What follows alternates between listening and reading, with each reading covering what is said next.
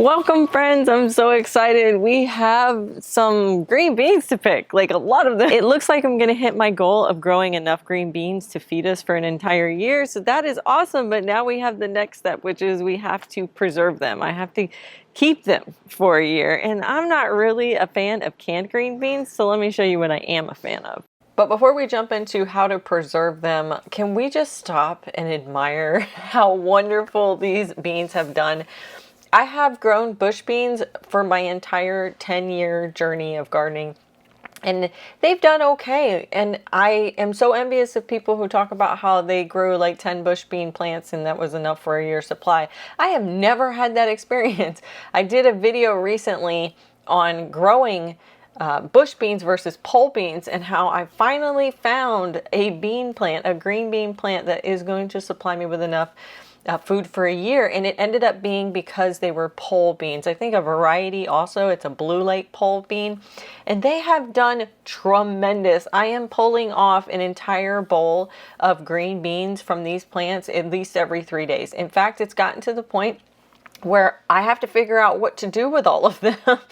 It's a really great problem to have. It's one that I haven't had in the past, so I am just so excited about being able to have enough green beans to supply us with a year's supply.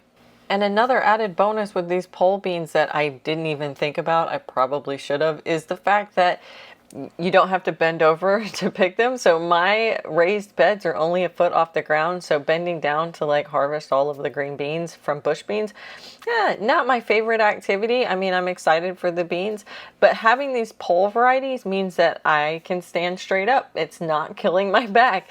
It is a little bit of a stretch trying to reach around this arch trellis, but honestly, this is by far my biggest learning lesson this season has been these pole beans. You will never see bush beans, I think. I don't know if I can say that 100%, but it's very unlikely that you will ever see me grow bush beans again. Look at the size of this bowl. Every 3 days, this is what I'm pulling off of these plants. It's going to get to the point where I'm not going to know what else to do with them. But before we can actually start preserving these green beans, we need to prep them. And that means, number one, we need to pick them or snap the ends off. So when I was pulling them off the trellis, I could have done this at that time. But honestly, it was hot outside and I didn't want to just be out there for long periods of time. So instead, I just ripped them off. I'm literally just snatching these beans off the plant. I'm breaking stems, I'm breaking leaves. It didn't matter. They seem to just be fine. They don't care. But that does mean when I come inside, I do have to snap the beans. This is kind of like an old school thing. Like if you've ever heard of people talking about snap beans, that's kind of, I think what they're talking about is you're snapping the end piece off. It's the part where the stem connects to the plant, or the beans connect to the plant, and it's like this little tough stem part.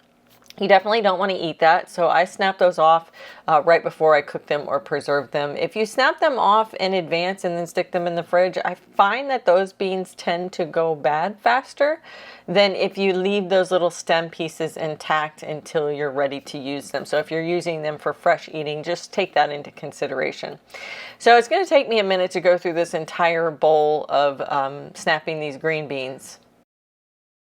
While we do that, let's talk about the different ways that you can preserve green beans. So the number one way that I think a lot of people are familiar with is canning them. I personally do not like the texture of canned green beans, whether that's canned from the store or home canned. I think it's all pretty much the same. You do have to pressure can them because they're a low acid food, so that means that they're going to stay in this high pressured, high heat environment for a longer period of time, and it's going to make your beans kind of mushy. I'm a texture person. If you guys have been watching me for a little while, you probably know that I'm like really weird about textures in my food, and I like my vegetables to be very, very crisp. And so green beans coming out of a can is not my favorite thing. So I knew right off the bat when I was collecting these and when the beans were starting to do really good, I was like, man, I'm going to have to find another way to process these so that they stay nice and crisp, or as crisp as possible, right? I understand that, when you preserve things, it is going to change the texture of the food, but how much of that is something that I can deal with, or versus how much is we're just not going to like it and we only use it as fresh food. So this way I have found, which is going to be blanching and freezing. It does mean it's going to take up some space in my freezer, but for me the trade-off is worth it because I know myself, I will not eat these green beans if I can them and they're mushy or they're soft. I just know me. It's not gonna work out. So after we've snapped off all of the ends to the beans or the stems to the beans, I'm going to soak these for just a minute to get them nice and washed and clean. They were hanging from a trellis, so they were pretty clean, but there were a few fallen flowers and a little bit of aphids on my beans. So I just wanted to make sure that I rinse all those off before we move on to the next step in the process. Another way that you can preserve green beans is going to be dehydrating and freeze drying. This is one way that I haven't tried yet, but I'm very, very interested, particularly freeze drying and making them like a snack. So if you've seen them in the store, there's like, there's in like the chip aisle, they'll have like the healthy chips and they'll have like the veggie straws. Like I think it's going to be similar to that. So I am going to do a batch that way, but not today. And another way that I want to do that I've never tried, but I hear is wonderful, is actually pickling green beans. So you can do this a couple different ways. I think you can ferment them. So it's kind of like a pickle ferment. And then there's also canning pickled. And I think that those will not cause the green beans to go soft because they're cooked for a lot less time. If you're serious about wanting to grow your own food down here in Florida, make sure to check out my new ebook, The Homegrown Florida Gardening Guide. It has a chapter for every single vegetable, 30 chapters, 130, 140 pages. Tells you everything you wanted to know from planting depth, spacing, pest management, disease management, container garden, my favorite varieties, how many plants you need to feed your family for an entire year. Make sure to go to my website, homegrownfloridagarden.com, to pick up yours today. Now that we have them all snapped and clean, we have to start the blanching process. So blanching, I avoided it for so long until I had done this a few times, particularly with peas, where I was like, oh, sugar snap peas or snow peas, I would just freeze them. I wouldn't blanch them. And they were good for, I don't know, maybe a month or two. And then I noticed that they got this really weird texture. They were no longer crisp and they were kind of like this rubbery situation, hard to eat, not fun to put in other foods. They just aren't good. So then I was like, okay, everyone says to blanch them. I don't like cooking them. I didn't want to blanch them because I thought that by cooking them a little bit that would cause them to become mushy and overcooked when I go to cook them the second time after I've defrosted them. But it got weird after a month. So I was like, okay, I'll give it a shot. Everyone swears by it. So I did it with some snap peas. And it is the way to go. I don't know why I'm so hesitant to do some of these things sometimes. Like everyone says it, so obviously there must be some truth there. But for some reason I held off so long. And now that I do it, I realize that it does cook them a tiny bit. But they are still very, very crisp, very much like you break them in half and they snap open or snap apart, just like you would think a raw green bean would. So they are holding on to their texture very, very well, which is exactly what I'm looking for. But in order for them to last even longer in the freezer, besides blanching them in advance, you also need to get all the air out. Now for me, getting all the air out, the easiest way to do this is to vacuum seal them. I have this Food Saver vacuum sealer. I'll put it down into the description. It's a mini one. I like this. I've seen some vacuum sealers where they're like super big and they take up so much room, and I'm looking for something that's small. I don't have the biggest kitchen, and on top of that, I don't have a lot of like cabinet space compared to all the things that I do between canning and preserving and everything. I just don't have a lot of space for a lot of kitchen tools.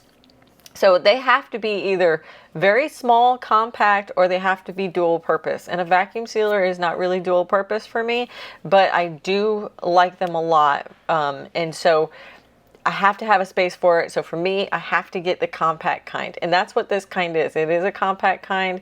It is super narrow, but it's so strong. It is so good. I used to get the generic brands, not the Food Saver ones. And I always found that they just didn't do very well. They didn't seal properly, or they didn't vacuum very well, or they, I don't know. They just got weird. The Food Saver one just has always worked out well for me, and so I've stuck with that one. Saying all that to say, even though you don't necessarily have to do a vacuum sealer, you definitely want to try to get out as much air as possible. So if you're just going to put them in regular baggies, like Ziploc baggies, definitely roll them, almost like dough, like roll it so that way you're pushing out as much of the air as possible before you seal it. Air and moisture combined is going to be the downfall of preserving or keeping things in the freezer. It's going to lead to freezer burn, and freezer burn is going to lead to very weird textures and just not really good. And you really want, when you're going to take the time and the trouble to grow your own plants and to preserve them in a way that you like best, that when you pull them out to use them, that you want to use them. Nothing is worse than spending all that time growing and preserving and, packaging and everything else, to open it up and be like, oh, I either hate the way this tastes or it went bad quicker than I thought. It's just like, oh, it hurts me. It hurts my heart every single time. Speaking of using, let's talk about how you actually use your green beans when you preserve them this way by blanching, freezing, and vacuum sealing, or vacuum sealing and freezing. So you're going to take them out of the freezer, and I usually will just put them in the fridge the night before, and they'll be defrosted by the time I go to use them the next day. You could just leave them on the counter, let them defrost there. I know some people that actually use them straight out of the freezer and start cooking with them that way. I think that works if you're doing like soups, stews, casseroles, something where they're going to be in the oven for a while, that kind of situation. A lot of the times I use these in a very specific recipe that I am just, for some reason in this season of life, I'm just completely addicted to. I'm going to tell you about it right now. So I take them out, I let them defrost. I get a pan hot with a little bit of oil, and I salt and pepper them, a little bit of garlic powder, and then I will saute them in that oil for just a couple minutes until they're nice, bright green, not soft, have a few little char marks on them from the pan. And then I take them off of that, and in a side dish, I take some sour cream, some ranch powder, homemade, or the Hidden Valley ranch that you can buy at the store, and I mix that together, kind of heavy on the ranch powder. And then I'll put them into like a casserole dish, and I'll put that sour cream ranch powder mix on top of it. I usually do, like, for a pound of beans, I do like maybe like a fourth of a cup of the ranch with the powder. And then I put French fried onions on top, something crispy. You could do like the French fried jalapenos. You could do freeze-dried jalapeno peppers, freeze-dried sweet peppers, freeze-dried onions, something where you add like a crunch on top. But I think the French fried onions that you see during Thanksgiving time when they're making the green bean casserole, those are really good. And then I just bake them for a couple minutes just to let the sour cream and ranch powder kind of come to a warmer temperature. And then I take them out, and that's our side dish. It is so good, guys. I can't even tell you. I would totally eat that as an entire dinner. And if you do want to add, like a meat element to it, I could definitely see frying up some bacon and chopping up some bacon to put into that. Oh my goodness. It sounds so good. The other way I like them is like a stewed tomato and green beans. So I usually get out like a pot or my Dutch oven, and I will take the green beans with some diced canned tomatoes or fresh tomatoes. Fresh tomatoes are good too. A bunch of cherry tomatoes. If you guys are holding on to a bunch of Everglade tiny tomatoes, this is the perfect recipe.